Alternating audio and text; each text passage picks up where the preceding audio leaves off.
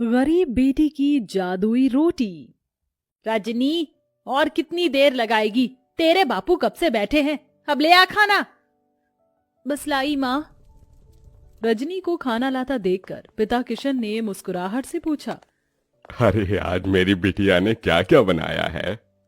बाबा, मैंने आपके लिए भिंडी की भुजिया बनाई है और सूखे आलू भी। फिर तो आज मैं पेट भर कर रोटी खाऊंगा। 2 तरह की सब्जी बनी देखकर ललिता बड़बड़ा उठती है। अरे लड़की, 2 टाइम की सब्जी एक ही बार में क्यों बना दी तूने? एक तो ऐसी तेरे बाबा की कमाई धमाई नहीं है और महंगाई इतनी है। जाने दो ललिता, अब तो बना दिया बिटिया ने। कल को ब्याह कर अपने ससुराल चली जाएगी ना, तो बहुत रोगी तुम। अब गुस्सा थूक दो और बिटिया के हाथों का खाओ। ये लो। किशन जैसे ही खाने का निवाला ललिता को खिलाता है, ललिता का मुंह चढ़ जाता है। आथू! अरे बेलुड़ी, आज फिर तूने रोटी जला दी। अरे तेरे दादा परदादा की आटा चक्की नहीं जो मुफ्त का आटा आता है, दाम देखकर खरीदना पड़ता है। रोज रोज जली रोटी बनाती है। यही हाल रहा तो पता नहीं ससुराल जाएगी तो कैसे बरसेगी।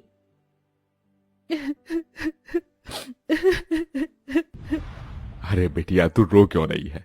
तेरी माँ तेरे भले के लिए ही कह रही है ना। मैं क्या करूं बाबा, मैं इतनी कोशिश करती हूँ गोल रोटी बनाने की, मगर आड़ी टेढ़ी बन जाती है और जैसे जब तवे पर सेकती हूँ तो आग से जल जाती है।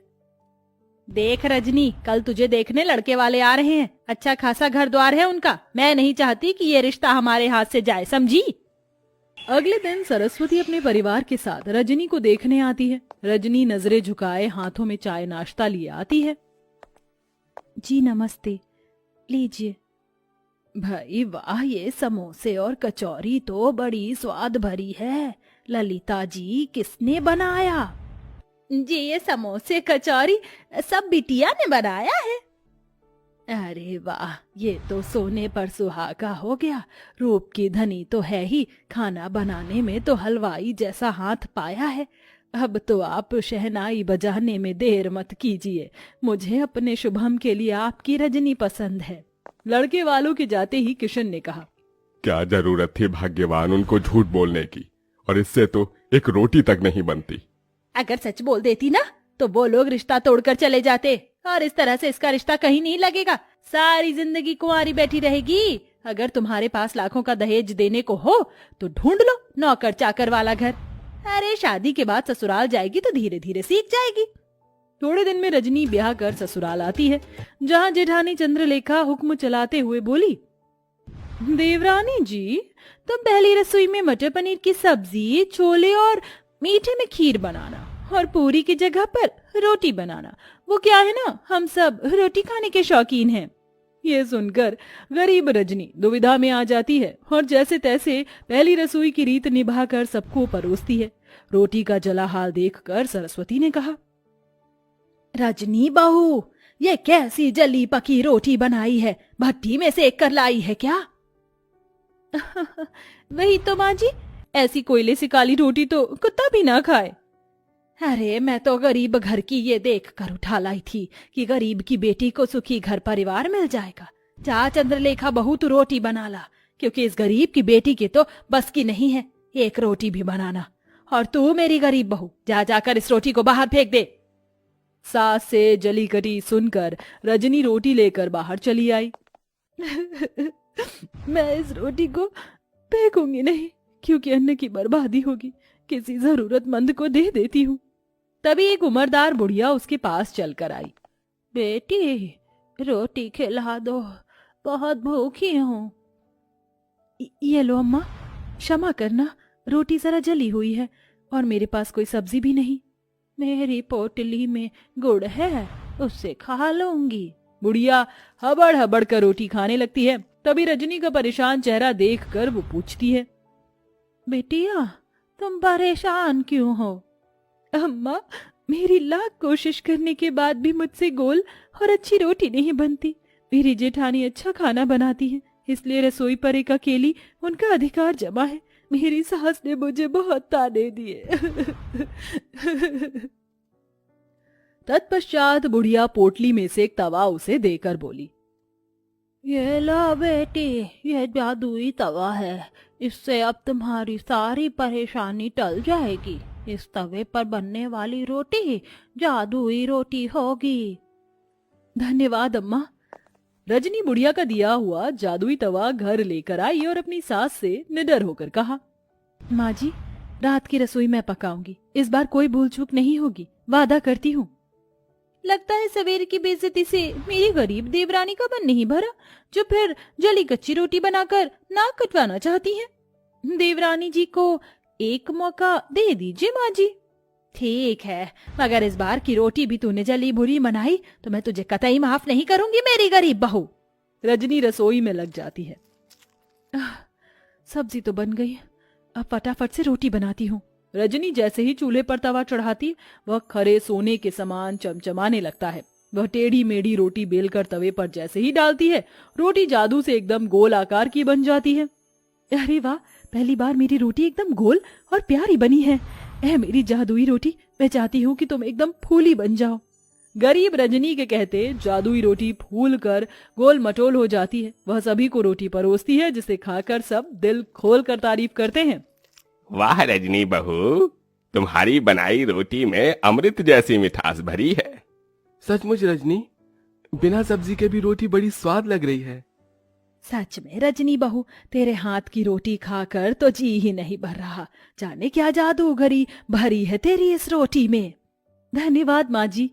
रजनी की तरफदारी सुनकर चंद्रलेखा भीतर ही भीतर जल भूल रही थी। सवेरे तो एकदम गुड़गोबर खाना बनाया था इसने, एकदम से ऐसा क्या चमत्कार हो गया जो मेरी गरीब देवरानी इतनी गोल फूली रोटी बना लाई। यूं ही दिन गुजरने लगे। तवे के सहारे रजनी ससुराल वालों को जादुई रोटी बनाकर खिलाती। सभी उससे खुश रहने लगे। एक दिन उसके माता पिता उससे मिलने आए। जी नमस्ते।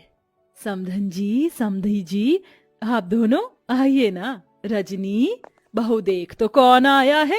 अपने गरीब माता पिता को देखकर रजनी की आंखों में आंसू छलक आए। माँ, बाबा, कैसे हैं आप?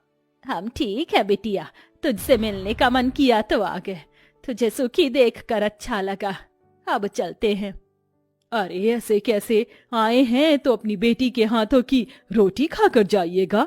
रजनी रसोई में आकर रोटी बनाने में लग जाती है। आज मौका अच्छा है, जाकर देखती हूँ ये माजरा क्या है। चंद्रलेखा बहू, कहाँ चल दी? जाकर हल्दीराम से मिठाई समोसे ले आओ। जी माँ जी। इस गरीब देवरानी की किस्मत इतनी अच्छी है, आज भी बच गई। रजनी फट से अम्मा का दिया हुआ जादुई तवा चढ़ाती है। वह चमचमा उठता है। रजनी बेली हुई रोटी तवे पर डालकर कहती है, ऐ मेरी जादुई रोटी, खूब फूलो फलो। ये कहते ही चमत्कार से जादुई रोटी तवे पर फुदक फुदक कर फूल जाती है। तभी माँ ललिता रसोई में आ जाती है। माँ, तुमने मेरी जान निकाल दी। अरे वाह रजनी, तू तो बड़ी अच्छी रोटी बनाने लगी। तभी जादुई रोटी खुद पर इतराई और कहा, वो तो बनी ही थी, हम जादुई रोटी जो है। ये रोटी बोल रही है? हाँ माँ, क्योंकि ये सब जादुई अनोखी रोटी है।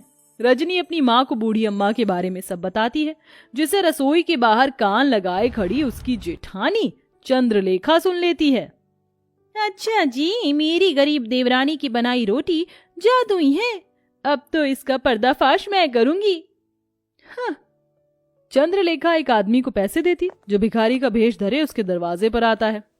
बहन, 2 रोटी खिला दो, भूख लगी है, दया करो।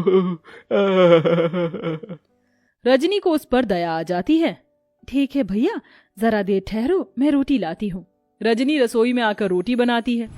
जल्दी जल्दी से रोटी बेलकर तवे पर डालती हूँ। वो बेचारा भिखारी कितना भूखा था। चलो मेरे प्यारे तवे, जल्दी से मुझे जादुई रोटी बनाकर दे दो।